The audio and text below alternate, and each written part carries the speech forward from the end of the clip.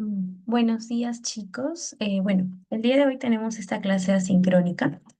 Vamos a comenzar. Como tal, vamos a hablar el día de hoy de lo que es patología de intestino delgado, grueso y llano. Bien, entonces vamos a continuar. Me presento, mi nombre es Victoria Butrón y el día de hoy vamos a ver primero el divertículo de Meckel. Bien, luego vamos a ir viendo lo que es la enfermedad celíaca, enfermedad de Hirschsprung, diverticulosis, enfermedad inflamatoria intestinal. Bien, entonces aquí tenemos nuestro. Sin embargo, vamos a ver dos conceptos principales de enfermedad inflamatoria intestinal. ¿Ya? Listo. Entonces vamos a empezar con intestino delgado y un poco de lo que es la macroscopía. Cuando hablamos de la macroscopía en esta imagen, vamos a agrandarlo. ¿Qué vamos a ver? Vamos a ver el haz intestinal, ¿verdad? Con el mesenterio correspondiente. Aquí también vamos a ver un extenso drenaje portal. Todo lo que ven aquí, el drenaje portal. ¿Y este dónde desemboca, chicos? En el sistema venoso portal, ¿ya? Tenemos que entender que aquí las arcadas de todas las arterias que suministran sangre al intestino van a pasar por la misma localización mesentérica, ¿listo? Como pueden ver, ¿no? Entonces el intestino es suministrado por ramas y colaterales de tronco celíaco, ¿no? Aparte, la arteria mesentérica superior, la arteria mesentérica inferior, tenemos eh, las colaterales que van a generar toda esta irrigación como tal, ¿no? Entonces, esto va a proporcionar, pues, no solamente esa irrigación que les menciono, sino que pueda tener extensas anastomosis. ¿Eso qué significa? Que hace más difícil y menos probable, ¿no? De que ocurra un infarto en esta área, ¿ya? Entonces ahora vamos a ir a caracterizar alguna de las partes de acá. Tenemos que la superficie peritoneal lisa eh, es brillante, ¿no? Como pueden ver, del intestino. Acá lo podemos ver.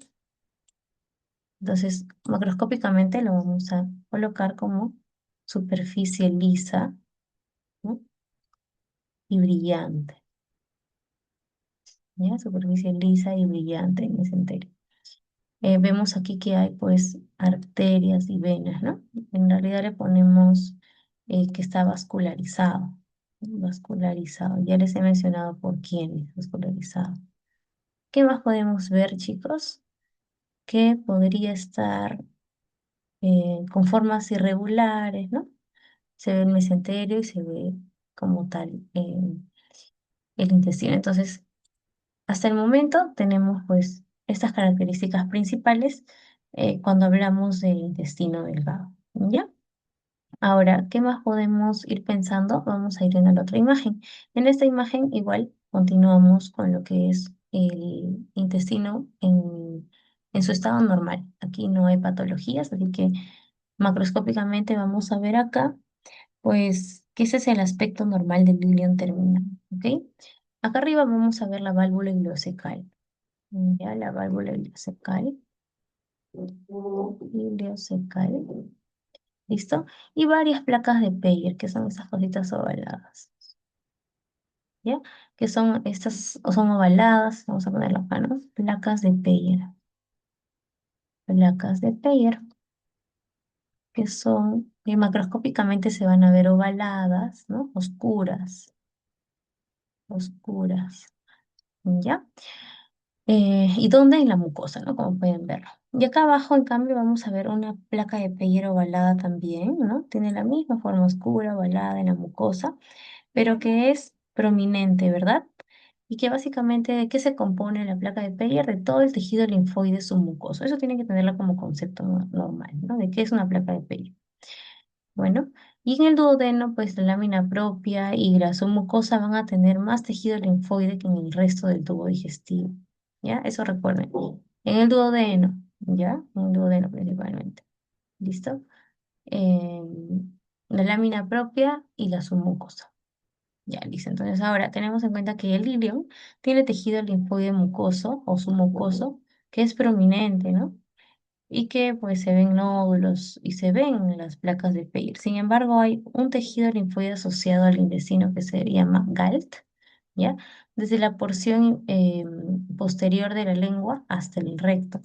Y en realidad este es el conjunto que tiene más órgano linfoide en el cuerpo humano, ¿ya? el tejido linfóide asociado al intestino, el GALT. ¿Listo? Ahora vamos a ver la microscopía. ¿Cómo vemos el intestino delgado microscópicamente? Lo normal. Acá, por ejemplo, vamos a ver la mucosa, ¿no? Que tiene vellosidades superficiales que están tapizadas por células cilíndricas. Acá, ¿no? Todo esto. Vellosidades que están tapizadas por células cilíndricas. Acá, acá, acá, acá. Toda esta área. ¿Ya? ¿Qué más podemos ver? Hay células caliciformes dispersas. ¿Cuáles son las células caliciformes? ¿Recuerdan? Las células que producen el moco, ¿no? Son estas redonditas blancas, ¿ya? Las cuales van a estar dispersas por todo el tejido. Asimismo, vamos a ver las vellosidades que terminan en la lámina propia, ¿ya? Como luces glandulares. ¿Y saben cómo se llama? Criptas de Lieberkühn, las que están acá abajo. Criptas de Lieberkühn, ¿ok? Estas criptas, bueno, tenemos que tener en cuenta que básicamente están terminando la lámina propia. Y ahora, todas estas vellosidades que ven acá van a aumentar eh, la capacidad absortiva del intestino, ¿no? Por eso es que el intestino se sabe que lo que hace básicamente es absorber, que es su función principal, ¿no? Y el yeyuno, en cambio, tiene pliegues más prominentes, ¿ya? ¿Por qué? Porque esto debe aumentar el área absortiva, ¿ya? Básicamente para ello. Y entonces tenemos que tener en cuenta que cada vellosidad intestinal va a contener un canal linfático, ¿ya? Entonces, cada vellosidad tiene un canal linfático, ¿ya? Esto se llama quilífero, ¿ya? Quilífero, que es el canal linfático. ¿Y dónde se encuentra? ¿Dónde se encuentra, chicos? Les acabo de mencionar en cada vellosidad, ¿verdad? Listo. Ya. Ahora, la principal inmunoglobulina que va a verse segregada en todo lo que son las células plasmáticas del tubo digestivo va a ser la inmunoglobulina A. ¿Ya? Para que lo tengan en cuenta. Se le suele llamar la inmunoglobulina A secretora. Secretora. ¿Listo? Y esta pues se une básicamente a lo que es el glucocálix de las microvellosidades en todas estas partes, en todo el ribete absortivo. ¿Para qué? Para neutralizar los agentes lesivos, ¿ya? Tiene claramente una función inmune, ¿no? Inmunológica. Entonces tenemos las vellosidades, habíamos hablado de las criptas de Lieberkühn, ¿no? De Lieberkühn. También teníamos lo que son las células cilíndricas, ¿no? Que forman parte del tejido como tal, cilíndricas. Las vellosidades, ¿no? Las vellosidades absortivas. Y finalmente nuestras células caliciformes, ¿verdad? Caliciformes, que las tenemos ahí también. Se distinguen bastante bien. ¿Listo? Entonces, microscópicamente vamos a ir viendo esas características. Acá pues se describe más bonito, ¿no? Acá tenemos una placa de Peyer, ya la podemos ver no solo de manera ovalada y oscura a nivel macroscópico, sino lo estamos viendo a nivel ya microscópico, ¿no? Tenemos nuestra capa mucosa, la capa submucosa que les comentaba, la muscular, y acá está pues todos los nódulos linfoides, ¿no? Que componen la placa de Peyer y el tejido linfoide difuso, que va a estar en todo el área y terreno donde se encuentra la placa de Peyer. ¿Listo, chicos? Entonces por ahí, acá vamos a ver, ¿qué vamos a ver aquí? ¿Qué hemos visto arriba? Estaba acá, las criptas de Lieberkühn, ¿no? Entonces aquí de igual forma, vamos a ver las criptas de Lieberkühn. Bien, chicos, eso para que ustedes lo tengan en cuenta. Todo lo que es rosadito es la irrigación. Y las criptas se encuentran acá, ¿no? Cripta de Lieberkühn. Todas esas células son nuestras células caliciformes. Y esas son las vellosidades absortivas, ¿no? Listo, chicos. Entonces ahí, todo claro. Vamos a continuar. En este caso vamos a empezar con la primera patología. La primera patología básicamente nos va a hablar del divertículo de Meckel, ¿ya? Divertículo de Meckel. El divertículo de Meckel lo vamos a ver de igual forma, a nivel macroscópico y a nivel microscópico. Entonces, ¿cómo vamos a verlo a nivel macroscópico? Acá está. Esto de aquí lo que básicamente representa es pues el intestino, y estos que ven así como si fueran granitos es el divertículo de Meckel. En este caso les comento, ¿no? El divertículo es pues una malformación congénita, la más frecuente en realidad, y se asocia a anomalías congénitas adicionales, ¿ya? Tiene mucho que explicarse. ¿Por qué? Por el fallo en la involución del conducto onfalomesentérico. ¿Listo? Ese es uno de los orígenes que tuviera el divertículo de Meckel, ¿no? El divertículo de Meckel como tal va a ser el divertículo verdadero del intestino delgado. Así es como se denomina. ¿Por qué? Porque contiene todas las capas de la pared intestinal, ya sea mucosa, submucosa, muscular. ¿Y dónde se va a localizar? Principalmente en el ilion distal, ¿ok? Entonces, como les digo, es la más frecuente, ¿ya? Lo que tiene, pues, es como, lo que ven ustedes van a ser como una pequeña bolsita, ¿no? ¿Por qué? Porque hay un tema aquí en el fallo de la involución del conducto onfalomesentérico, o mejor dicho, que se cierra de manera incompleta el conducto vitelino. Entonces, normalmente suele ser asintomático, ¿sí? Pero puede causar sangrados rectales, indoloros, puede generar obstrucción, puede causar diverticulitis. Diverticulitis, a diferencia a divertículo, pues es básicamente la inflamación, ¿no? El divertículo. Y normalmente requiere lo que es un tratamiento quirúrgico, ¿no? Ya, listo. Entonces, para explicar un poco más, cuando se está formando el intestino medio, se suele comunicar con el saco vitelino a través de lo que es el conducto onfalomesentérico o conducto vitelino. Ese conducto normalmente tiene que cerrar de la semana 5 a la semana 7 de gestación. Pero ¿qué pasa? Que falla eso, ¿no? Falla la involución del conducto mesentérico. Entonces, persiste lo que es el remanente, que sería el divertículo de Meckel.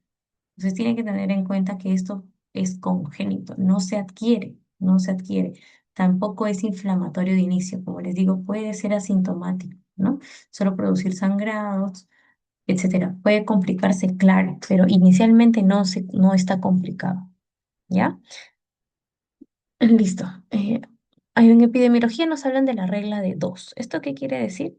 Que clínicamente vamos a entender que el 2% de la población general lo suele tener. Existe una relación de 2 a 1, más frecuente en varones que en mujeres, ¿ya? La teoría nos dice, ¿no? Se localiza a 2 pies de la válvula ileocecal. Esto es un aproximado de 60 centímetros en adulto y un poco menos en los niños. ¿Listo? También la otra regla de dos, ¿por qué? Porque mide 2 pulgadas, que es aproximadamente 5 centímetros. Y aparte, solo el 2% se complica. Ya hemos visto con qué, ¿no? Y la mayoría se suele manifestar antes de los 2 años, ¿no? Sobre todo con qué? Con sangrados rectales. ¿Ya? Listo. Ahora, dentro de nuestras características que vamos a ir viendo, pues se origina, como les digo, en la parte distal del ilion o borde antimesentérico del ilion. Es un divertículo verdadero y puede tener mucosa heterotópica, ¿ya? Ahorita vamos a explicar qué es eso. Como les digo, la más frecuente mucosa que esté fuera de su lugar, o sea, ectópica, es la mucosa gástrica y el tejido pancreático. Entonces, la mucosa gástrica ectópica es la que suele secretar bastante ácido, ¿no? Y ulceraría el ileón y si es que hubiera un divertículo, se afecta. ¿Listo? Entonces, vamos a ir viendo pues que este divertículo verdadero abarca las 3 capas de la pared. Como ustedes ven, se ve como un saco, ¿no? Se ve como un saco en hilo. Listo. Em, Puede sangrar, ¿no? En este caso está bien, no se ve lesivo, ¿no? No se ve lesionado tampoco. Podría sangrar, ¿listo? Como saben, antes de los 2 años, ¿no? Como por lo que nos acordamos de la regla del 2. Entonces, listo, listo, chicos. Entonces, lo otro es que, como les digo, se puede llegar a ulcerar, ¿no? Podría llegar a ser muy poco probable, la verdad, eh, porque este divertículo podría tener capas ectópicas, ¿ya? Eso quiere decir que si tiene la capa, como les dije hace un rato, de la mucosa gástrica, va a generar ácido, entonces se puede ulcerar. Si tiene una capa ectópica del páncreas, bueno, puede llegar a liberar algunas del contenido que liberan nuestras células pancreáticas, ¿no? Entonces, por aquí ya estamos bien, eso es lo único que vemos en lo que es la parte macroscópica. El tejido puede asociarse, ¿no? Un tejido ectópico, pero como tal, yo no lo veo, por ejemplo, acá, no se ve, ¿no? Aquí vemos otro, ¿no? ¿Dónde está el divertículo? Acá, ¿verdad? Entonces está ahí dañando pues la mucosa, interrumpiendo el flujo normal. Y ahora lo vamos a ver a nivel microscópico, el divertículo de Meckel. Eh, Como tal, pues ya les había explicado que lo principal es que abarca las tres capas, ¿no? Las tres capas. Ahora vamos a ir viendo.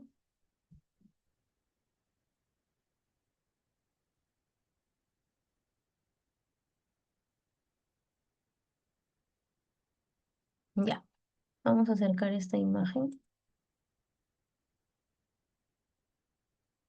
Y en esta imagen lo que vamos a ver, pues son nuestras, que abarcan las tres capas, ¿no? Lo que vemos aquí, por ejemplo,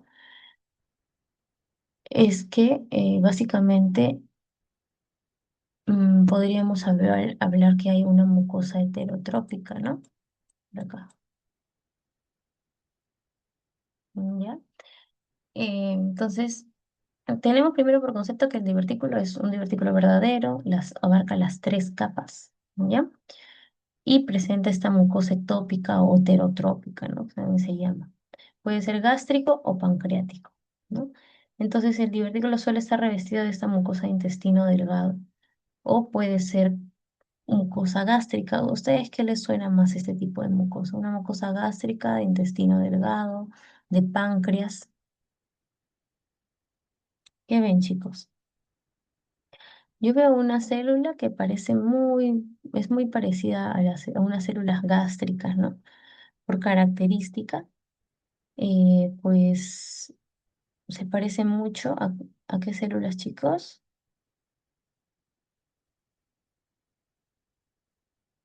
a las células oxínticas, ¿no?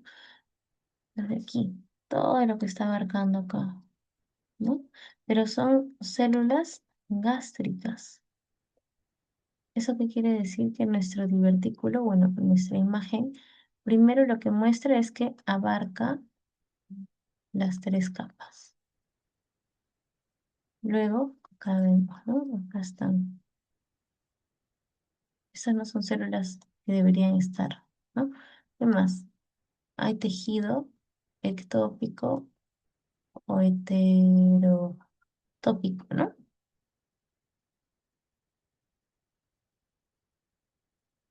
Eso quiere decir que aquí, al menos en esa imagen, vamos a ver principalmente tejido gástrico, ¿no? Que no debería estar en realidad. Acá está más cerca, miren. Este tejido de intestino no es de intestino delgado, ¿no? Acá están las células oxínticas. Entonces son células que ni siquiera deberían estar ahí. Y ahora, ¿qué pasaría si es que nuestro divertículo se inflama? Yo ahora no veo ningún tejido inflamatorio por el momento. Pero ¿qué pasaría si se inflama? Eso se va a llenar de tejido inflamatorio, ¿verdad? Es decir, se va a llenar de toda nuestra respuesta inmune. Entonces, por el momento no vemos eso. Y cuando responde, es decir, cuando está, digamos, inflamándose o infectado, ¿qué significa? Que el divertículo de Meckel quizás ha tenido pues alguna lesión, ¿no? Y es actualmente una diverticulitis. En este caso, nuestro, nuestro, eh, nuestra imagen nos muestra pues que hay un divertículo verdadero, pero que no está complicado, ¿no? Está probablemente es asintomático, máximo estaría sangrando, ¿no? Que ni siquiera vemos partes de sangre por aquí, algunas, ¿no? Muy poco. Listo, entonces no va a haber ni filtrado inflamatorio, ni edema, ni congestión, ni ulceración, nada de lo que tenga que ver con inflamación, ¿ya? Listo, chicos. Entonces, hasta aquí abarca tres capas, tejido heterotrópico y solamente si se compra, solamente si fuera diverticulitis, podríamos añadir todo lo que es inflamación o infiltración, infiltrado inflamatorio, perdón, infiltrado inflamatorio, podríamos agregar edema, podríamos agregar congestión vascular, ¿no? Solamente si fuera una diverticulitis. Y ahora vamos a pasar a una segunda patología. A ver, vamos a irnos acá. Esa segunda patología es la enfermedad celíaca. Ya como explicamos la enfermedad celíaca, nos dicen aquí, ¿no? Son otros nombres que se le dan. Y esa es una enteropatía, ¿ya? Donde hay una respuesta autoinmune, ¿ya? Crónica. ¿Y por qué? Que se desencadena por la ingestión del gluten, ¿no? Hay individuos que por susceptibilidad genética, lo que sucede es que producen daño inflamatorio del intestino delgado proximal y mala absorción, por ende, ¿no? Porque el intestino está liso, no funciona, entonces no hay nada que absorber. Como hemos visto en las primeras diapositivas, recuerden que tenemos toda esta capacidad absortiva y las miles de vellosidades. ¿Para qué? Para absorber los nutrientes, todo lo que ingrese en nuestro cuerpo. Si no tenemos o tenemos una respuesta inflamatoria ante el gluten, etcétera, la capacidad absortiva se pierde por completo. Ahora, ¿dónde encontramos gluten, no? No es que hay una bolsa que vendan y digan gluten, ¿no? El gluten está presente en el trigo, en la cebada, en el centeno. Y hay una proteína que es la gliadina, ya que es la fracción que tiene más respuesta inmune, ¿ya? La más inmunogénica. ¿Listo? Entonces, aproximadamente el 90% de los pacientes es que presentan genéticamente el antígeno HLA, ¿no? Que lleva a este tipo de respuestas. ¿Listo? Entonces, fisiopatológicamente, pues la gliadina, que es nuestro inmunogen, el que más respuesta va a producir, que está dentro del gluten, ¿no? No, que va a responder al gluten, em, va a atravesar pues el epitelio intestinal, tiene todo un proceso, ¿no? Fisiopatológico, hasta que se presenta con las HLA, que son la base genética que tienen estos pacientes. Y entonces la gliadina, el gluten y el LHA, lo que genera esto es una respuesta inmunológica, ¿no? Inmune o autoinmune. Listo, chicos, disculpen. Entonces, teniendo en cuenta ello, ya entendemos un poco que qué podría estar pasando con el intestino, ¿no? ¿Cómo lo podríamos ver? ¿Qué tipo de intestino sería, ¿no? Entonces, macroscópicamente, acá está. Nosotros vamos a ver primero que la mucosa del intestino delgado, ¿cómo está? Está plana. Miren, acá les traje incluso la imagen de una endoscopía para que puedan ver bien a un paciente. Entonces, normalmente esto pues suele ser más así, ¿no? Porque tiene pues la capacidad absortiva. En este caso, como ven, está totalmente liso, liso, está atrofiado, está peinado, se dice, porque no hay nada de vellosidades, nada de irregularidad, ¿no? Los vasos están bastante prominentes, ¿ya? Hay una atrofia como tal y reducción de pliegues. Eso quiere decir que, digamos, que el intestino, que normalmente es como un tubo con vellitos, ¿no? Para absorber, ese tubo es un tubo liso completamente, ¿ya? No absorbe el paciente. ¿Listo? Entonces, así lo vamos a ver macroscópicamente. Vamos a colocar que es una mucosa intestinal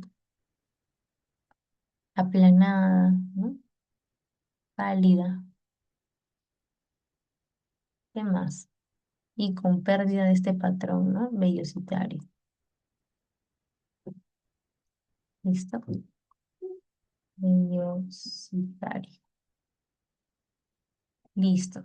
¿Dónde afecta principalmente? ¿En qué zonas? Afecta principalmente el duodeno, ¿ok? El duodeno y el yeyuno proximal, como les dije, ¿no? Listo. Entonces, ¿qué tenemos que tener en cuenta aquí principalmente? la atrofia, ¿no? De vellosidades intestinales o pérdida de patrón vellositario.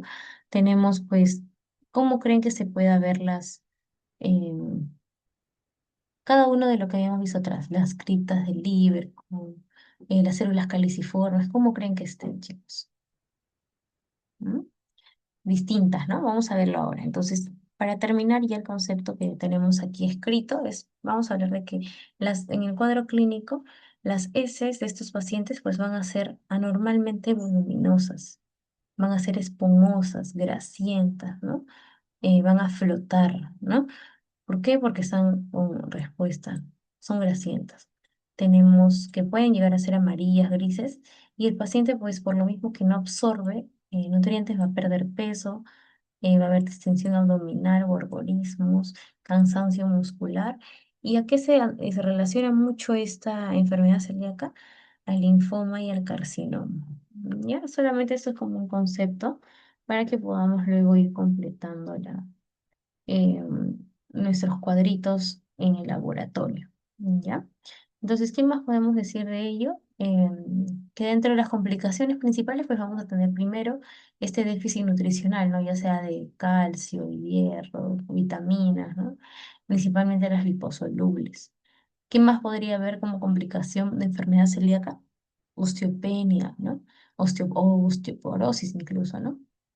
Y este linfoma tipo T, porque va a ser un linfoma de células T que está asociado pues a esta enfermedad celíaca o enteropatía, ¿no? Y en carcinoma específicamente el riesgo que se da es para adenocarcinoma. ¿Listo? Entonces hasta aquí todo claro, ¿ya? Listo, chicos. Entonces, vamos con primero estamos ya con nuestra segunda patología. Ahora vamos a entrar a la tercera patología. O perdón, vamos a continuar la parte microscópica, ya me estaba equivocando, ¿no? La parte microscópica de la enfermedad celíaca, parte microscópica. Entonces, ¿qué vamos a ver? Entendemos que hay pérdida, que es como, ¿no? ¿Y qué ven ustedes, chicos? ¿Ven las vellosidades aquí? Yo ya no veo nada ya. No hay nada de vellosidades. Acercamos, ¿ya? Acercamos. ¿Ven vellosidades como en la primera imagen?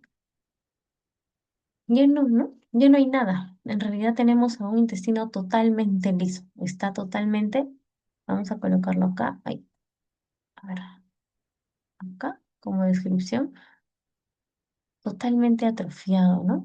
Hay una atrofia de vellosidades intestinales, ¿no? Totalmente. ¿Qué más vemos? ¿Cómo están las criptas? Las criptas del Liverpool. Las de aquí, justo donde está señalando, ¿no? ¿Cómo están nuestras criptas? No, ya no veo nada tampoco, ya se ven, parecen huecos, ¿no? O sea, están más grandes de lo usual, están hiperplásicas, ¿ya? Y así es como se les va a denominar como hiperplasia de las criptas.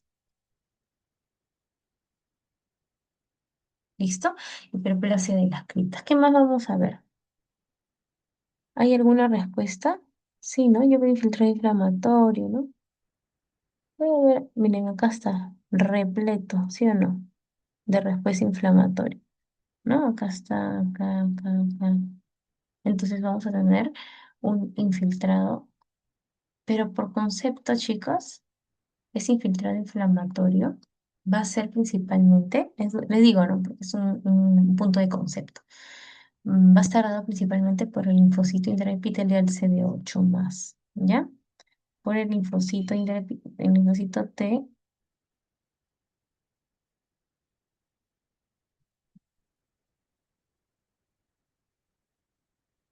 Y solo este, ¿ustedes creen? Si es una respuesta total. También va a ser por el linfocito CD4, ¿ya? CD4. Pero ¿dónde? ¿Cuál es la diferencia? Que el CD4 va a aparecer en la lámina propia, ¿ya? Y el CD8 principalmente va a estar intraepitelial, ¿no? Intraepitelial. Y el CD4 va a estar en la lámina propia. Ahora, Hasta aquí pues estamos bien. ¿Entendido, no, chicos? Hasta aquí estamos con enfermedad celíaca. Ya. Entonces, todo claro aquí. Listo. Ahora sí. Vamos a pasar a la siguiente patología. Ya hemos visto acá divertículo de Meckel, enfermedad celíaca. Nos falta la enfermedad de Hirschsprung, la diverticulosis y la inflamatoria intestinal, ¿no? Que es un poquito más compleja. Entonces ya vamos a ver, vamos a continuar. Cuando hablamos del intestino o de las siguientes enfermedades que vienen, vamos a hablar principalmente de que el daño está en el intestino grueso, ¿ya? Principalmente el daño va a estar en el intestino grueso. Entonces, para poder reconocer, así como hemos hecho para el intestino delgado, algunas diferencias que tuviera lo que es un epitelio normal o en estado basal con las enfermedades que vamos a ir viendo, pues vamos a ver qué es lo normal. Entonces aquí vemos al intestino grueso, esa es una endoscopía.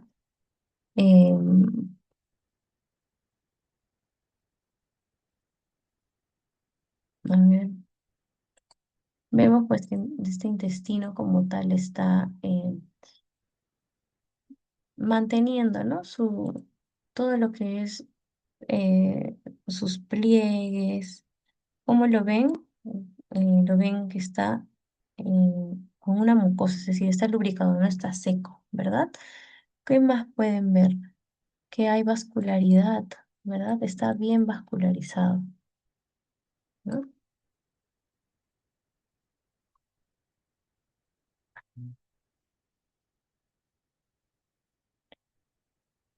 ¿Qué más, chicos? ¿Qué más pueden ver? ¿Cómo es la forma? La forma es como una espiral, ¿no? Va para adentro y va bajando su tamaño, ¿no? Va disminuyendo de tamaño, ¿ya? Listo. Y bueno, vamos a ver pues que se le suele esta parte endoscópicamente, porque estos pliegues, esa es la endoscopía, que les acabo de mencionar, que está acá, acá, acá. Estos pliegues, como ven, tiene un nombre específico. Se van a llamar austras, ¿ya? Austras. Es importante que lo sepan. Que esos son los pliecitos. Ustedes pueden decirle pliegue, como les mencioné al inicio, o le pueden decir como tal austras. Estos son muy característicos de la mucosa colónica o del intestino grueso. ¿Ya? Entonces, eh, a diferencia de el intestino delgado, ellos lo que tienen que absorber más, o esta área lo que tiene que absorber más, es agua y electrolitos, ¿ya? ¿Por qué? Porque de esa manera hacen la concentración de las heces, si no, ¿cómo saldrían las heces, no? Entonces, ellos absorben agua, electrolitos para concentrar las heces. Entonces, la idea es que, pues,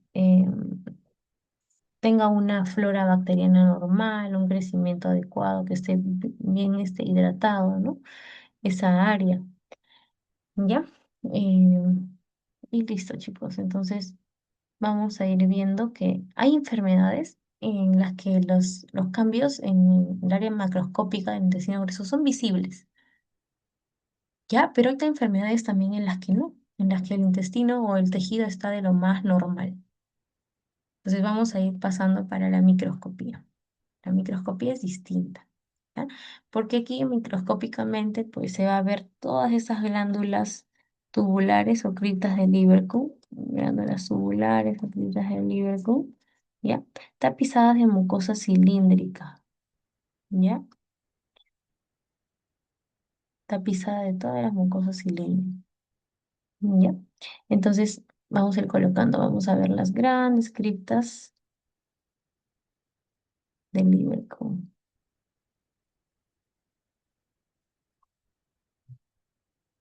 Ya, estas pues básicamente son glándulas tubulares, apúntenlo ya ustedes, que se tapizan por células mucosas cilíndricas. Cilíndricas, listo. Entonces aquí también que vemos de por montones lo que es de blanquito, redondo, circular, incluso más que en el anterior, las células caliciformes, ¿verdad? Caliciformes. las células caliciformes. No, es un montón. Y lo que hacen básicamente es la lubricación, ¿ya? Para el tránsito de las heces. Los nódulos linfoides, acuérdense que están en la lámina propia y la submucosa, ¿ya? La capa longitudinal externa del músculo va a estar cerca de las bandas como tal, ¿ya? Ujú. Ahora, en la unión anorrectal, vamos a ir recordando un poco, ¿ya? En la unión anorrectal hay una transición de mucosa, ¿ya? Desde células cilíndricas que van a tapizar todas las criptas de la mucosa escamosa certificada, ¿ya?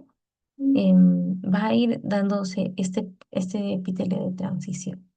¿Listo? Entonces, tanto por encima como por debajo de la unión, pues suelen haber venas submucosas, como las hemorroidales, como bueno, hemorroidales internas, hemorroidales externas, que si se dilatan, ¿no? Pueden hacer una hemorroides como tal, la cual genera prurito, hemorragia, etcétera. ¿Ya? Pero eso es lo que quiero que entienda, que pues existe como tal esta irrigación, esta vascularización, las austrias, que es importante, y microscópicamente vamos a quedarnos con las criptas de Cleveland y las células caliciformes que le van a dar lubricación. ¿Listo? Listo, chicos, acá vemos lo mismo, ¿no? Son glándulas tubulares o criptas de Liverpool del intestino grueso, y las de acá, pues básicamente son lo mismo, lo mismo. Lo mismo, chicos. ¿Listo? Y ya. Aquí quedamos con la parte microscópica. Entonces vamos a pasar a la cuarta enfermedad. Y la cuarta patología ya nos divide en qué. Hasta acá hemos visto intestino delgado, ¿no? La cuarta patología nos va a dividir para el intestino grueso, ¿ya? Entonces vamos a pasar acá. ¿Dónde estamos? Aquí. Listo. Y vamos a hablar de la enfermedad de Hirschsprung. Esta enfermedad de Hirschsprung, pues como nos dicen acá, es una patología congénita del intestino grueso. ¿Por qué se caracteriza? Porque no hay glándulas ganglionares de los presos submucosos de Meissner y de Auerbach. No sé si recuerdan para qué servía. No sé si recuerdan. Estas plexos de casos mucosos lo que hacían era generar ese movimiento, ¿ya? Del intestino. Cuando no están, ¿ya? Cuando falla esta migración de células de la cresta neural, al momento del desarrollo embrionario, se genera pues toda una parte del intestino, un segmento intestinal está agangliónico, es decir, que es incapaz de relajarse, ¿ya? Está totalmente como contraído, constantemente. ¿Por qué? Porque digamos, su plexo nervioso no se ha formado. ¿Listo? Entonces, ¿esto a qué parte afecta más? Va a afectar principalmente al recto y al colon sigmoides, pero siempre va a comprometer al recto, ¿ya? Siempre. Entonces, mm, normalmente se ve desde que nace, ¿no? Porque es congénito la mención. Entonces, son los típicos niños recién nacidos que no eliminan sus heces las primeras 48 horas, ¿no? Porque, bueno, en la neonatología ya lo van a ver, pero los niños tienen 24 horas para orinar y 48 horas para poder hacer las necesidades, ¿no? Las deposiciones. Entonces, si pasan esas 48 horas y no hace su primera heces, que sería su meconio, entonces hay algo ahí, ¿no? Hay algo raro, porque sí debería estar haciendo ya. En 48 horas es suficiente para esperar que haga, ¿no? Entonces, y más, si se añade distensión abdominal progresiva, se añaden vómitos, estreñimiento severo en lactantes o niños, peor, chicos. ¿Ya? Entonces, macroscópicamente, nosotros vamos a ver una dilatación intestinal, ¿ya? Una dilatación intestinal. En este caso, está proximal a la región gangliónica afectada, ¿ya? ¿Cuál es nuestra región gangliónica afectada? Acá está. Todo lo que está contraído. Todo eso que ven como contraído, toda esa es nuestra área, acá está, agangliónica. ¿Listo? Área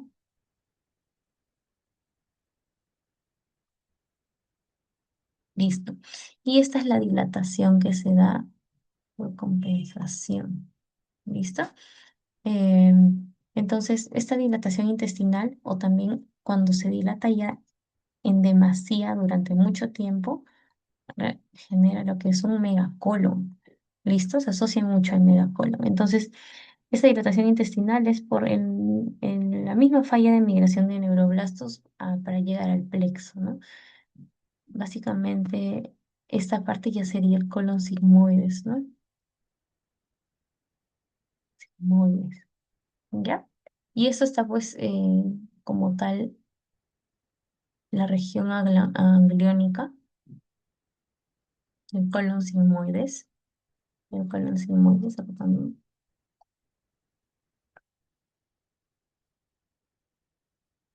Está sin movimiento, está totalmente contraído. Recuerden que sin plexo no puede hacer los movimientos de relajación y de contracción naturales. Se encuentra totalmente contraído. ¿Y qué generan ustedes? ¿Qué creen que, bueno, el paciente no hace popó durante 48 horas? ¿Por qué creen que es?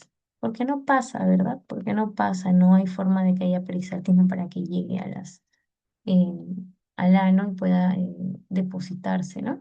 Entonces, básicamente hay obstrucciones intestinales en estos pacientes. Muy frecuente que tengan obstrucciones intestinales. ¿Listo? Ahora, vamos a ver, acá tenemos otra, ¿no? Ese ya básicamente es lo que les decía del megacolon, es la parte dilatada, donde pues está así porque probablemente, bueno, ya lleva mucho tiempo sin hacer deposiciones y el colon pues se va dilatando, dilatando. Recuerden que en todo el intestino también tiene borborismos, ¿no? Tiene em, gases que ocupan espacio, ¿no? Listo, ¿ya? Listo. Ahora vamos a ver la microscopía. La microscopía, como ya entendieron un poco lo que es la enfermedad de Hirschsprung, microscópicamente, primero esta imagen va a venir de una biopsia, ¿ya? Como tal, del recto. Entonces aquí lo que vamos a ver es toda la ausencia de estas células ganglionares en el plexo mucoso, ¿ya? En el plexo mucoso. Y estos son las fibras nerviosas submucosas hipertróficas, ¿no? Estas son vamos a colocar em, fibras nerviosas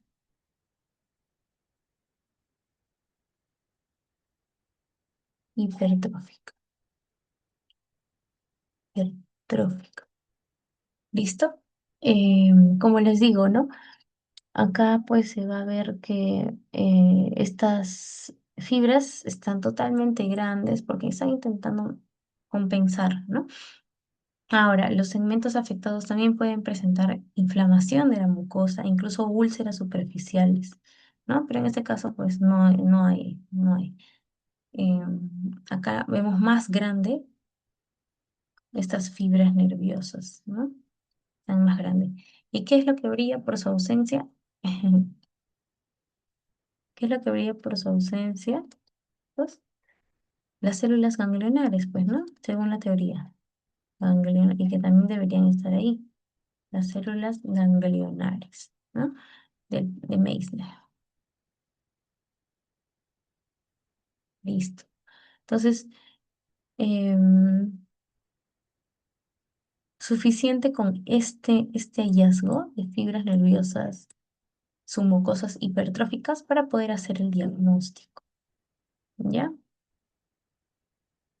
Listo.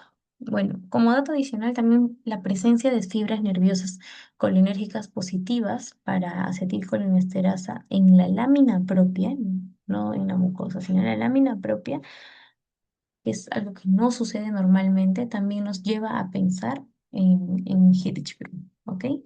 Entonces, esa es la microscopía y bueno, si hubiera, como les digo, nuevamente de ejemplo, unas fibras nerviosas colinérgicas positivas para acetilcolina, pero en la lámina propia. ¿Listo? Solo así podemos decir que pues sí, sí tiene enfermedad de Hirschsprung. Es lo principal. Ya está. Y ahora vamos a ver la diverticulosis del colon. ¿Ya? bien, chicos.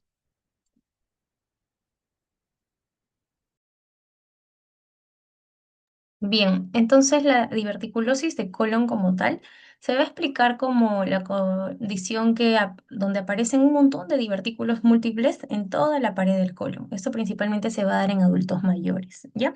Ese es el concepto de diverticulosis. No confundirlo con el divertículo de Meckel, que es distinto, ¿no? Que es un remanente congénito. En este caso es una condición donde hay divertículos múltiples en toda la pared del colon. Son adquiridos la mayoría, no son congénitos, ¿ya?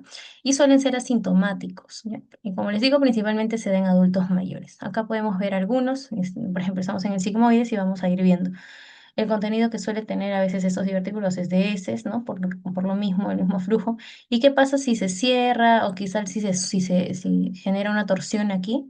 Se inflama, ¿ya? Y genera una diverticulitis, igual que en el otro caso de atrás, ¿no? Se puede complicar de la misma forma. Entonces, aquí, ¿por qué lo diferenciamos del divertículo de Meckel? Porque esto se llama divertículo falso. ¿Ya? El anterior era el verdadero. ¿Y por qué falso? Porque solamente se compone de la mucosa y la submucosa. ¿Ya? Entonces, ocurre principalmente porque hay puntos débiles en toda la capa muscular que se suelen herniar, ¿no? Ya sea por aumento de presión eh, o por algún cambio que tenga el paciente, ¿no? Dentro de su contexto de estilo de vida. Entonces, no abarca todas las paredes, abarca solamente la mucosa y la submucosa, no la muscular, ¿ok?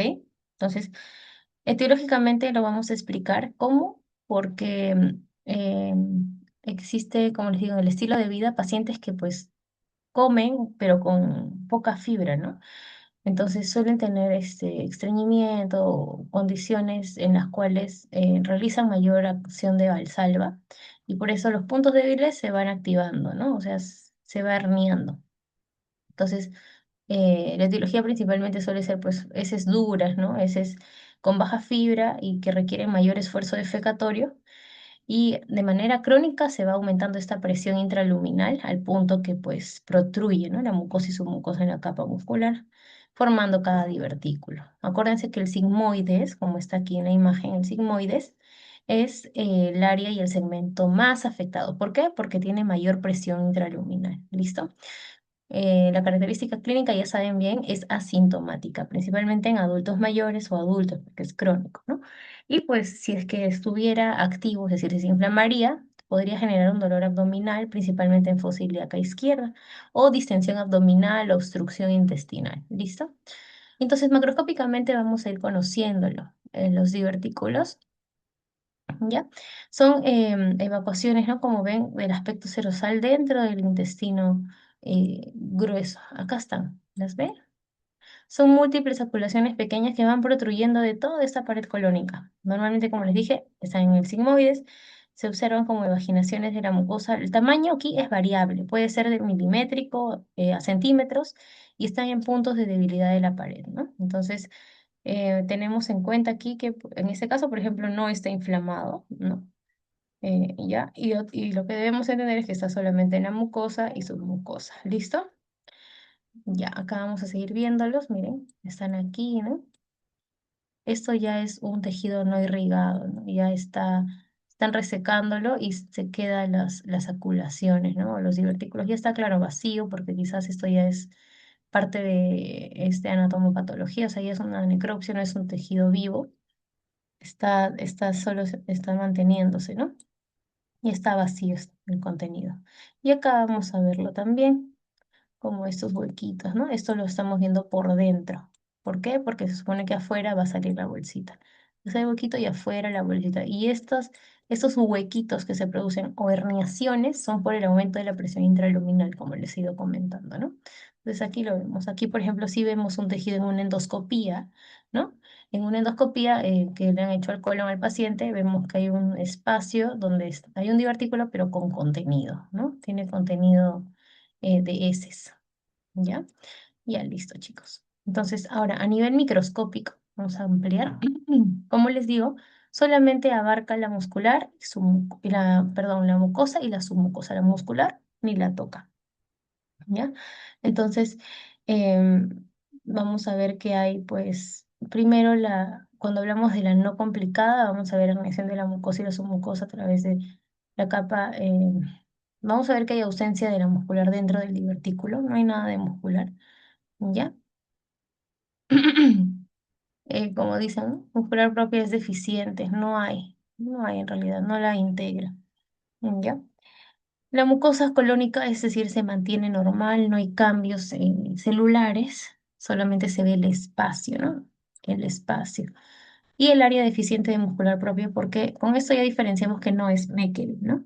Sino es, pues, un divertículo probable. No hay aquí, por ejemplo, en este caso, una diverticulitis, porque aquí el paciente, pues, no hay infiltrado inflamatorio, eh, no está en riesgo el tejido, ¿no? Está ahí, quizás asintomático.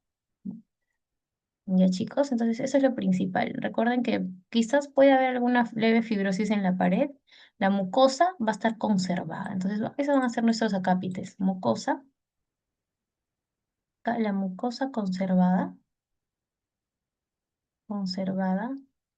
Vamos a ver deficiente, capa muscular, ¿no? Muscular, mucosa conservada. Solo se ve la submucosa, presencia de submucosa y mucosa, ¿no? Y la capa muscular está deficiente, eso es lo principal. ¿Listo? Em, de aquí ya no hay nada más importante, es un saco el que se está generando por la diverticulosis. ¿Listo, chicos? Aquí terminamos con la parte macroscópica de la diverticulosis de colon. Y ahora vamos a pasar a la enfermedad inflamatoria intestinal. Como les dije, la enfermedad inflamatoria intestinal se va a dividir en dos, ¿ya? Porque ¿en cuál es? En la enfermedad de Crohn y en la colitis ulcerativa, como dije adelante. ¿Y por qué se debe a esto? Por la respuesta inmunitaria local anómala. Aquí básicamente vamos a tener una flora normal del intestino, pero vamos a tener una susceptibilidad genética que la tiene el paciente propiamente, por la cual desarrolla respuestas autoinmunes, ¿no? Entonces, ¿a qué se debe? A la pérdida de equilibrio. Existen factores, como les menciono, que son los antígenos de dieta y microbios, es decir, hay un desequilibrio entre los microbios, entre los microorganismos que son propios de la flora y microorganismos que no son de la flora, ¿no? Quizás hay estímulos inflamatorios endógenos, por ejemplo, el hecho de los que tienen tolerancia a la lactosa que consuman lactosa, ¿no? Antígenos de la dieta. Ahora, defensas del huésped. Em, Suele darse la pérdida de equilibrio porque las defensas del huésped que suelen modular toda la inflamación, que mantienen toda la integridad, se pierden por completo. ¿Listo? Entonces, ¿qué hay? Una respuesta inmunitaria exagerada y destructiva de la mucosa. Básicamente, la mucosa responde autolesionándose, ya destruyéndose.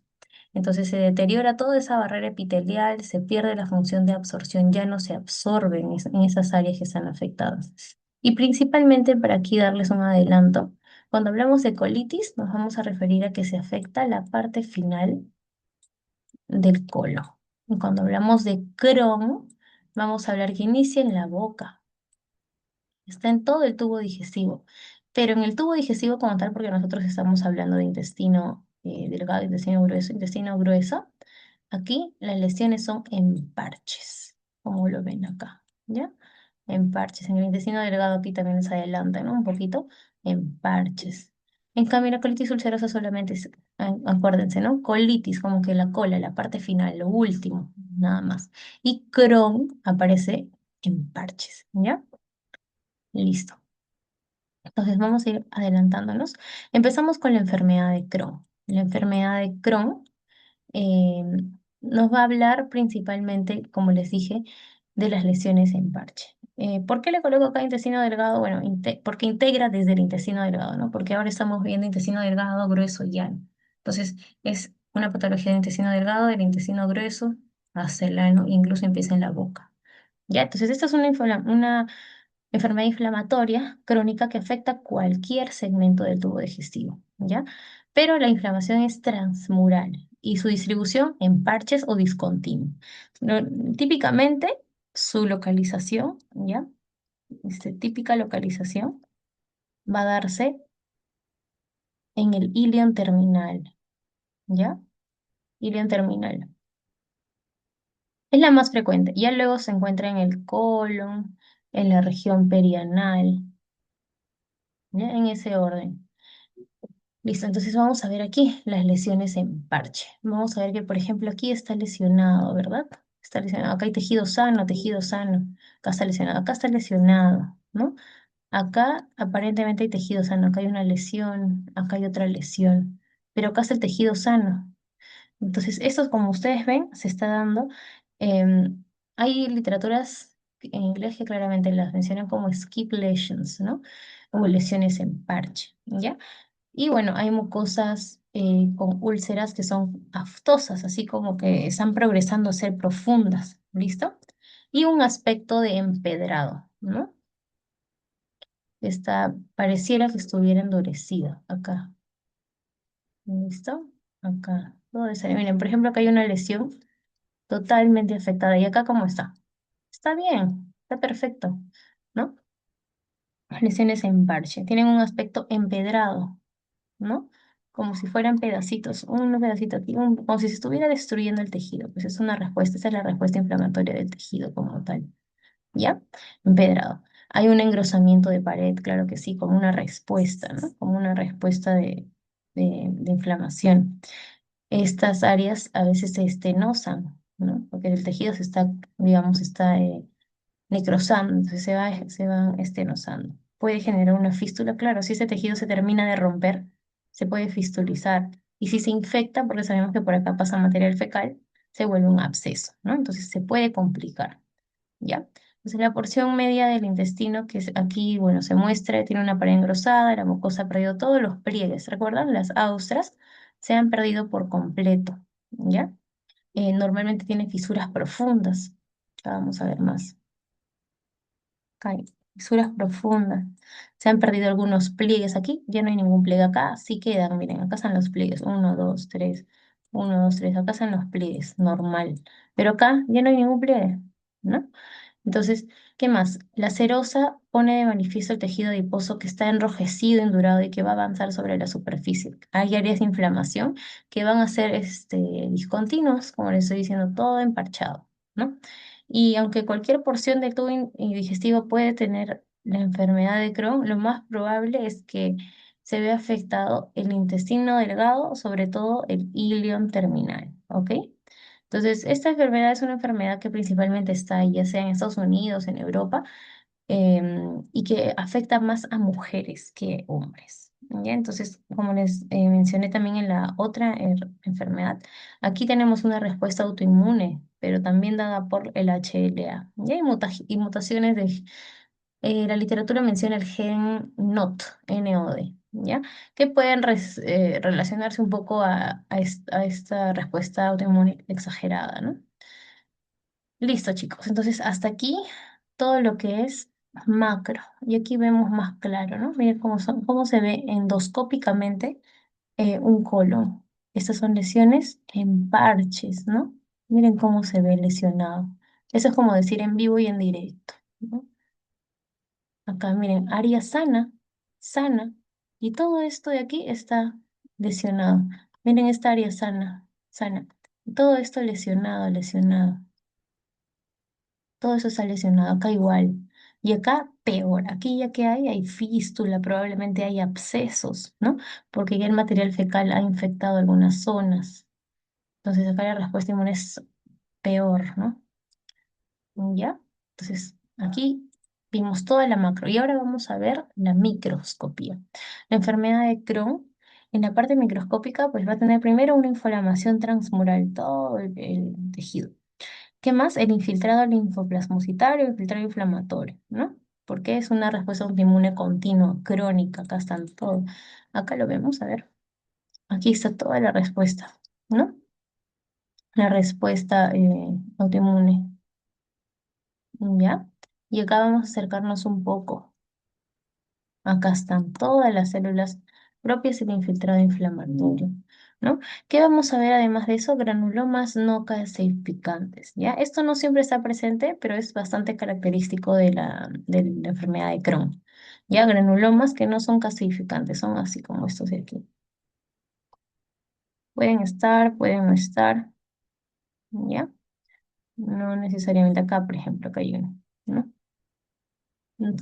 Menciona específicamente no caseificantes, ¿no? Porque ya sabemos que, por ejemplo, el granuloma que es gaseoso ya se relaciona con otra patología, ¿no? Infección respiratoria que todos conocemos. En este caso no. Puede haber aquí fibrosis, acá hay otro, ¿no? Otro granuloma. Puede haber fibrosis, puede haber ulceraciones, ¿no? Que atraviesen toda la pared. Entonces, vamos a ir viendo pues que se va perdiendo aquí toda también la arquitectura, se va perdiendo toda la forma y mantiene la inflamación aquí, ¿no? El infiltrado. Entonces, eso es lo principal. Vamos a colocar una listita acá. Empezamos. Primero tenemos la inflamación transmural, ¿no? Que les estoy mencionando. Vamos a tener el infiltrado linfoplasmocitario, ¿no? Linfoplasmocitario. ¿Qué más? Vamos a tener el granuloma no calcificante, ¿ya? Vamos a tener em, la fibrosis, ¿no? Puede llegar a fibrosarse y las ulceraciones, ¿no? Si es que hubiera. Entonces, todas esas son características microscópicas, pues, de nuestra enfermedad de Crohn, ¿no? Que aparece básicamente como una respuesta autoinmune. ¿Listo? Principalmente acá se ven los granulomas, ¿no? Que son los más característicos y que abarcan las tres capas, ¿no? Que es transmural. Entonces, acá la clínica, ¿cómo podríamos definirla? Para ir más o menos adelantando un poco. La clínica, ¿cómo sería? ¿Cómo estaría el paciente si tiene una respuesta autoinmune? Primero, dolor abdominal. Es una respuesta autoinmune lesiva. ¿No? Se te va a tener distensión abdominal, dolor abdominal, distensión abdominal. Va a tener diarrea crónica. ¿Por qué? Porque ustedes creen que por ese tejido se puede ir absorbiendo. No, pues no se va a absorber nada. ¿Ya? Va a tener claramente la pérdida de peso, ¿no? De peso. Puede haber fiebre, claro, si es que estamos hablando de complicaciones, ¿no? Si se empieza a ulcerar, si se infecta, si empieza a aparecer una fístula, ¿no? Fístula, sí, puede haber fiebre, claro. Y claramente va a haber un compromiso perianal, ¿no? Compromiso perianal. Este compromiso perianal se da también por las fístulas, ¿no? O los abscesos, les estaba mencionando, abscesos o fístulas, ¿no? Esto es como una complicación. ¿Listo? Ya está. Entonces, hasta aquí hemos llegado a lo que es enfermedad de Crohn, micro y macro. Y ahora vamos a pasar a la segunda patología que explica nuestra colitis ulcerativa. ¿Ya? Que nos explica esta enfermedad inflamatoria intestinal que es la colitis ulcerativa. Vamos a hablar macroscópicamente cómo conocemos esta enfermedad como una enfermedad también crónica, ¿no? Pero está limitada al colon, ¿ya? Por eso se llama colitis, limitada al colon, ¿ya? Es una inflamación igual continua, crónica, pero también que afecta solo su mucosa y mucosa, ¿ya? Acuérdense nuevamente de que es una inflamación crónica, nuevamente, ¿ya? Vamos a ir, ¿qué otra característica vemos macroscópicamente? Primero, para comentarles, esta enfermedad siempre inicia en el recto, ¿ya? Y se va extendiendo de manera proximal, extendiendo de manera proximal. Listo. Entonces, vamos a ir abriendo esta imagen. ¿Qué vemos aquí? Vamos a ver una mucosa totalmente eritematosa, ¿no? No sé si la ven acá. Eritematosa, que parece que está friable, ¿verdad? Ah, mucosa eritematosa, miren cómo se ve, un poquito más abierta la imagen. Es una mucosa eritematosa. Aparentemente parece friable, friable, ¿no? ¿Qué significa friable? Como que el tejido está ya pareciera que estuviera lesionado, ¿no? Esas friables. Ven que hay ulceraciones, ¿no?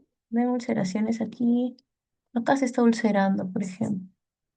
Hay ulceraciones, sí se puede ver a nivel macroscópico las ulceraciones. Pasamos. Ya. ¿Qué más podemos ver acá? Pseudopólipos inflamatorios, estos, ¿ya? Se llaman pseudopólipos porque pareciera que abarcaran, ¿no? Capas profundas, pero no, son bien superficiales. Por eso son pseudopólipos y son debidos a la inflamación crónica, ¿ya? Y ahora, como ven, hay pérdida de todo el patrón vascular. ¿Por qué? Porque está afectado el tejido, entonces va a haber pérdida adicional del patrón vascular. ¿Listo? Eso es lo que tenemos como parte de la macro. Ya vamos a ver un poquito una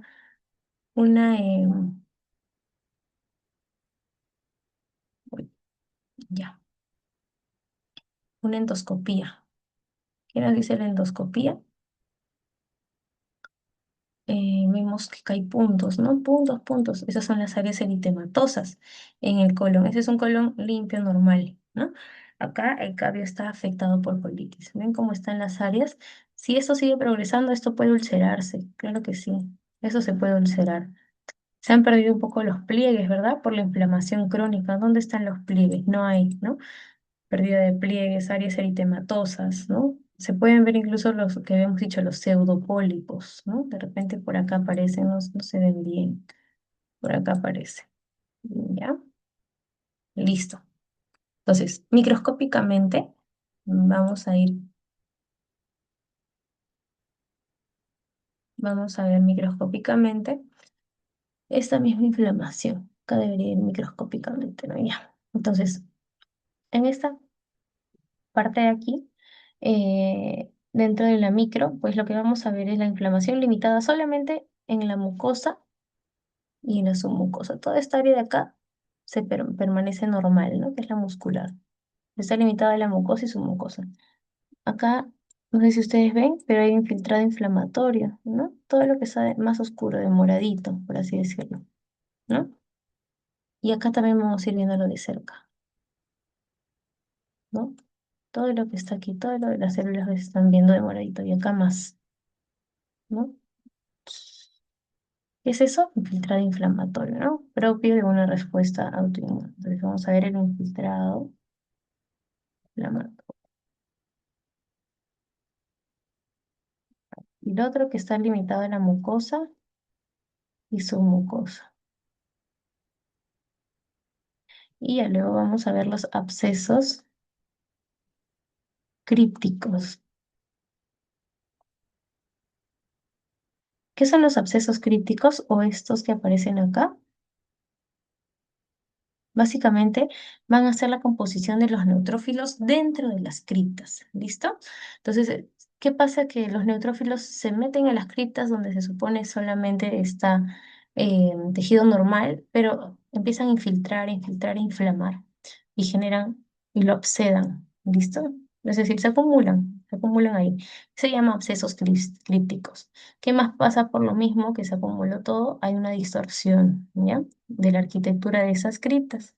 Y en este caso no va a haber granulomas, ¿ah? No se confundan. Acá no hay granulomas. Entonces vamos a colocar acá eso. Tenemos nuestros abscesos crípticos, abscesos crípticos. Son propios de, del tejido o de la inflamación crónica. Tenemos el cambio de arquitectura o distorsión de arquitectura de criptas. ¿Listo? Acuérdense que los abscesos están formados de neutrófilos, ¿ya? Y luego vamos a tener, vamos a colocarlo, ¿ya? Para que ustedes no se olviden que aquí no hay granulomas. ¿Listo? Granulomas. No hay granulomas. No se confundan. Si ven granulomas, al toque van a pensar en lo otro, ¿no? ¿En qué? ¿Qué, chicos? En Crohn. ¿Listo? Entonces, eso es lo primero, que podría darse ulceraciones. Hay ulceraciones que algunos describen como las ulceraciones en forma de matraz. ¿Ya? ¿Por qué? Porque básicamente empieza a como que cavar toda la mucosa. ¿Ya? Y en la superficie deja como un exudado, ¿no? Como líquido. Entonces, a veces algunos lo llaman así, como una ulceración en forma de matraz, algunos. ¿Listo? Entonces, vamos a colocarlo acá abajo porque aquí habíamos puesto ya ulceraciones, ¿no? Bueno, acá lo habíamos colocado en macro, las ulceraciones. Entonces, son ulceraciones que a veces se determina como en forma de matraz. ¿Listo? Para que no se olviden. Ya.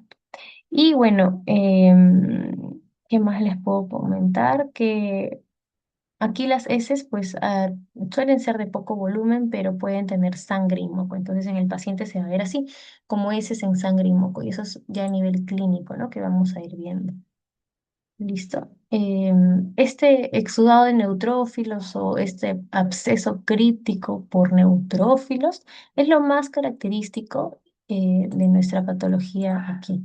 ¿Ya? Eso es lo más característico. Entonces aquí la estrellita es para abscesos crípticos. En cambio, aquí principalmente son para los granulomas. ¿Listo?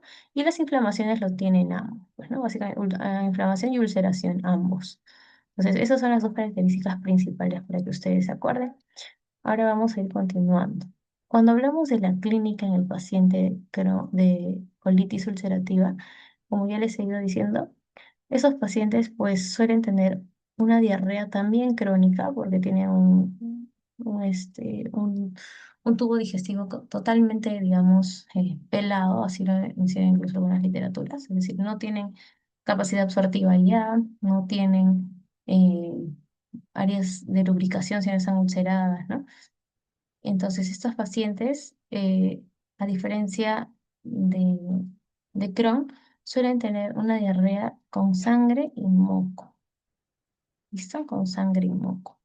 Asimismo, como está más asociado la colitis a toda el área rectal eh, hasta el ileum, ¿no? Más o menos, entonces hay tenesmo rectal. Eso es ya cuando el recto se empieza a afectar. ¿Qué es el tenesmo rectal en estos pacientes? Es esas ganas de querer ir al baño, ¿no? Pero que empujas, empujas y no sale nada. Entonces, tenesmo rectal. Luego tenemos el dolor abdominal, pero va a ser tipo cólico. ¿Bien? Tipo cólico. Uno, dos, tres. Y uno más que va a ser esta urgencia defecatoria. ¿Ya? Como que, están, digamos, en la calle, ¿no? Y como que, ay, quiero ir, tengo ganas de ir al baño. O sea, aparece de la nada, ¿no? Aparece de la nada. Ya está. Entonces, aquí ya hemos terminado con lo que es la microscopía de todo lo de la colitis ulcerativa. Vamos a corregir acá que es micro, ¿no? Microscopía. Listo. Y ahora tenemos una tabla bien bonita donde se ve toda la diferencia entre Crohn y entre colitis. ¿Por qué? Porque esta es fija, chicos. Esto van a verlo ustedes hasta que estén, bueno, medicina interna, en cirugía, en sus exámenes que tienen que ir a dar al final de la carrera, se ve. Entonces, en Crohn vamos a tener pues la afectación principalmente en ileum, ¿ya? Y en la colitis solamente en el colon, ¿no? Solamente en el colon. Hace un rato les dije ileum acá, me parece, me confundí, solamente es colon, ¿no? Estaba comparándolo con Crohn, que sí abarca, bueno, desde la boca hasta el ano, pero principalmente se afecta a ileum. Acá es colon, ¿ya? Y acá tenemos que la distribución pues es en parches, ¿no? Lesiones salteadas, Stilk en inglés y algunos le colocan lesiones en parches, ¿ya? Y acá pues es difuso, ¿no? Como han visto, hay áreas ulceradas, áreas que no, pero casi siempre se afecta solamente la parte del colon al recto. Ahora, acá hay una estenosis tardía, porque se va dando poco a poco va avanzando la enfermedad. En cambio, en este caso, como es en parches, la estenosis y el terreno que se lesiona en Crohn es más amplio que en colitis, por eso es que la estenosis es precoz, ¿ya? Cuando hablamos del intestino delgado. Cuando hablamos del colon como tal, la estenosis puede ser pues variada. ¿Listo? Cuando hablamos del aspecto de la pared, por respuesta, en Crohn casi siempre se engrosa, ¿ya? Casi siempre se engrosa. Acá principalmente si hablamos del intestino delgado y acá del intestino grueso, ¿no? Pero en la colitis ulcerativa la pared pues va a estar siempre delgada, ¿ya? Porque está en constante inflamación y solamente, como les dije, es un área limitada. Ahora, los pseudopólipos van a aparecer en Crohn, ¿ya? Pueden ser pequeñitos, como les dije, pequeñitos, ¿no? Pero en el colon están marcados. Entonces, básicamente los pseudopólipos aparecen ¿dónde? En el colon, en ambos, pero en el colon, ¿ya? No podría, hay muy poco probable que haya pseudopólipos en tejido intestinal delgado, ¿listo? Ahora, las úlceras de Crohn suelen ser más profundas, ¿ya? Que las de la colitis ulcerativa. Y la reacción linfoide también, ¿no? Entonces, hay una reacción más grande en Crohn que en la colitis ulcerativa. Por eso es que Crohn abarca casi todo el tubo digestivo. ¿Listo? Así como fibrosis, erositis, es bastante marcado. Y por ello mismo aparecen nuestros característicos granulomas, que son digamos, gol o lo que nos vamos a ir aprendiendo como parte de Crohn. ¿Listo? Y bueno, como la clínica, pues vamos a tener la mala absorción, vamos a tener pérdida de peso, a ver, pacientes que se pueden malignizar, claro que sí, porque está en constante inflamación, repito, y sangrado, ¿no? Y bueno, al momento de operar, la respuesta es mala, casi siempre hay recidiva. ¿Por qué? Porque pues en el paciente esta área ya es vascularizada, tiene bastante capacidad absortiva y si hay alguna ya una respuesta, o sea, está muy activo la parte intestinal, ¿no? La parte digestiva de cualquier persona. Entonces, es difícil, ¿no? Que responda cuando hablamos del intestino delgado, pero en la parte terminal del colon, la cirugía ya es más aceptable, ¿ya? Es decir, como se reseca la última parte del tubo digestivo, responde mejor y el colon, pues no absorbe como tal, ¿no? Sino más que nada genera lo que es la formación de heces y expulsa. En cambio, el intestino delgado está que absorbe y trabaja constantemente. En cambio, y la malabsorción y la malignidad se puede dar también en ambos, ¿listo? Ya sea en colon y en la malignidad en colitis, ¿no? Porque estamos hablando de úlceras y heridas que están, digamos, abiertas, ¿no? Constantemente a nivel crónico. Y la mala absorción pues se da principalmente para Crohn porque estamos hablando de intestino delgado, capacidad absortiva. En cambio, en colon, como ya les dije, solamente es formación de heces básicamente, ¿no? Formación de heces. Y acá pues es muy bajo el hecho de la mala absorción. No se da porque no es un área que esté encargada de la absorción. ¿Listo? Y bueno, de aquí para abajo ya lo demás, como les dije, es leve, no hay mucho microscópicamente, más que nada el pseudopólipo, ¿no? Que aparece, que les dije que hay que tenerlo también en cuenta, es marcado, ¿ya? Es marcado, ¿y qué más podemos tener en cuenta? Esos abscesos crípticos, ¿no? Acá no los muestran como tal, pero vamos a colocarlo acá, los abscesos crípticos formados de neutrófilo, ¿ya? Listo, chicos. Entonces ya con esto vamos a tener aquí otras patologías. Estas definiciones se las voy a dar porque para entender el concepto es un dato adicional. Cuando hablamos de hernia, nosotros vamos a ver aquí macroscópicamente que son hernias externas, ¿no? Son una evaginación de todo el peritoneo a través de un defecto o un punto de debilidad de la pared. Cuando se hace valsalva, fuerza, ¿no? Aumenta la presión y pues principalmente la región más afectada siempre es la región inguinal, donde aparecen las hernias, ¿ya? Pero también puede afectar la región umbilical, ¿no? La región umbilical, como se muestra aquí en este caso, ¿listo? Entonces, cuando hablamos de una hernia interna del intestino, esto se da, ¿por qué? Porque hay una abertura normal formada de adherencias. Entonces, aquí estamos hablando de una hernia externa y cuando hablamos de una hernia interna es por una abertura, como les digo, de adherencias. Es anormal esto, ¿no? Una abertura normal de adherencias. Entonces el defecto puede ser tan grande como para que salga casi toda una porción de intestino o en ese caso no, ¿no? Puede ser pequeña también. Entonces, en esta incisión abdominal, por ejemplo, vamos a ver un pequeño saco herniario que está conteniendo tejido adiposo, ¿no? Tejido adiposo acá, o epiplon, que podría ser también, ¿no? Contenido de tejido adiposo, epiplon. Y una hernia reducible, pues suele contener intestino, ¿ya? Que puede deslizarse a través de la abertura entrando y saliendo, es decir, como si fuera un globo, entra y sale la hernia, ¿no? Lo puede colocar a su sitio, mejor dicho. Pero cuando se encarcela, y se puede llegar a estrangular esa área que está fuera del ombligo, ¿no? En este caso umbilical. ¿Y qué pasa? Que si se estrangula, se empieza a isquemiar, pues un tejido estrangulándose, se isquemia y pone en riesgo esa parte, ¿no? Del flujo sanguíneo. Entonces, obviamente genera dolor y eso es una emergencia que debe ser operada, ¿ya? Entonces, eso es el concepto de hernia. Son evaginaciones que salen por puntos de debilidad, ¿ya? Nuevamente, evaginaciones que salen en puntos débiles, ¿no? En puntos débiles como tal, puede ser de la pared abdominal. Y cuando hablamos de a nivel interno, pues va a ser básicamente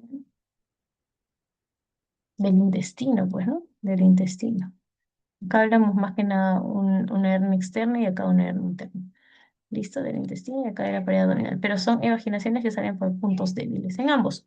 Y donde hay, pues, un aumento de la presión intraluminal. ¿Listo?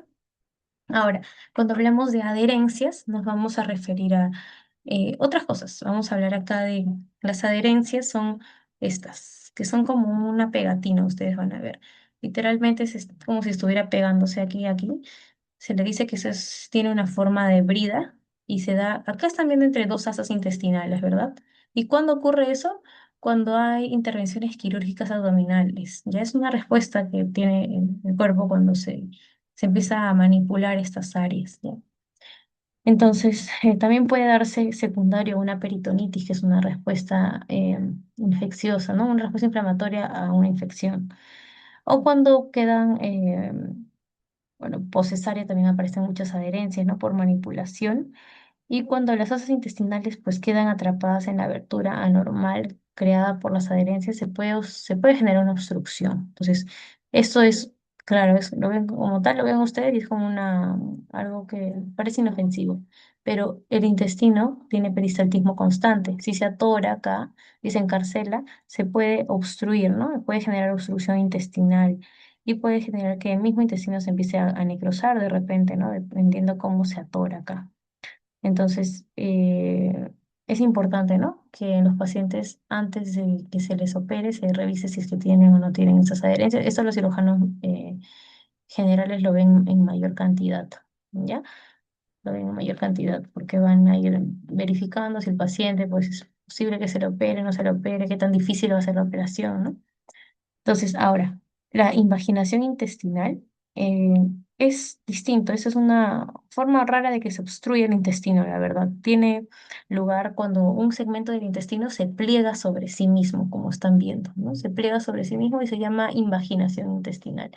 Aquí, por lo mismo que se está plegando, el flujo sanguíneo va a comprometerse y puede infartarse esta zona, se isquemia. Entonces, aquí, por ejemplo, se ha abierto una parte de una porción que se ha isquemiado, ¿no? Por eso está de ese color, ¿ya? Entonces, que está como moradito, ¿no? Entonces, la idea es que pues nosotros veamos con este ejemplo que aparece este proceso que a veces aparece de la nada, la verdad, y principalmente en niños, ¿ya? La etiología aquí, como van a ir revisando, va a ser idiopática. Y en los adultos también puede aparecer, ¿no? Pero por alguna causa, puede ser un divertículo, puede ser un pólipo, ¿no? Que es empujado por la peristalsis para atrás y como que se atora y se produce esta invaginación. Como que el intestino está aquí y el otro regresa, ¿no? La parte del intestino regresa. Entonces, em, esto es lo que es invaginación intestinal. Y ahora para terminar vamos a hablar del vólvulo. El vólvulo como tal es la torsión del intestino. como tal, ¿ya? Entonces, ¿qué genera una torsión del intestino? Obstrucción del riego sanguíneo, ¿ya? Isquemia, infarto, ¿ya? La obstrucción del drenaje venoso acá puede generar congestión grave. Entonces, si esto se detecta precozmente, se puede deshacer esa torsión para que empiece a regarse, ¿no? Otra vez el flujo sanguíneo. Pero con frecuencia no pasa así, pues, ¿no? Porque no tenemos ahí el intestino al libre, ¿no? Y además empieza con un dolor, ¿no? Que va empeorando. Claro que es una emergencia. ¿Ya? Y entonces, bueno, aquí vamos a ver qué es esta parte la que está pasando el vólvulo. Es una porción del mesenterio, como ven. Entonces, el intestino delgado, desde el yeyuno hasta el ilion, ha sufrido una isquemia, como están viendo, ¿no? Se ha vuelto de este color casi rojo oscuro, ¿no? Casi morado.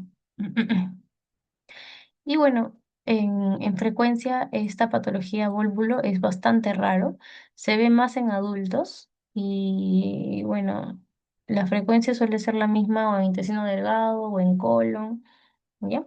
Y los niños pues pequeños, casi siempre va a afectarles más el intestino delgado. Ya solamente es como un dato epidemiológico para que lo sepan. Bien, chicos, entonces la idea es entenderlo. Aquí les he dado vistas macroscópicas y bueno, eso sería todo por el día de hoy. Espero haya quedado bastante claro. Luego ya vamos a estar avanzando otras teorías. Listo, muchas gracias chicos por escucharme y bueno, estudien. Ya les voy a pasar el pasito por el aula virtual. Estén atentos para que puedan resolverlo a tiempo. Nos vemos chicos, muchas gracias.